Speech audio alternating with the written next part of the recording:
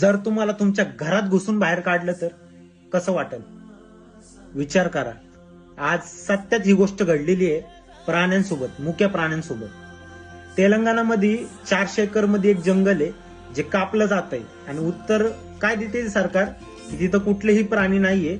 तर मी एक सर्वे सांगतो, जो मी नाही, तिथली हैदराबाद युनिव्हर्सिटी सांगतेय. तिथे 200 प्रकारच्या वेगवेगळ्या जातींचे पक्षी आहेत, 700 फुलांची झाडं आहेत, 15 वेगवेगळ्या जातींचे सरपटणारे प्राणी आहेत आणि मोरांचं निवासस्थान, असे कित्येक प्राणी ज्यांना त्यांनी बेघर केले. कशासाठी? एक IT पार्क तिथं उभारण्यासाठी. मला एक गोष्ट सांगायची आहे की तिथे शिकलेले लोक येणार आहे ना, ज्यांना तुम्ही बेघर केलंय. आता मला सांगा, ते खरे जनावर आहेत का तुम्ही आहेत?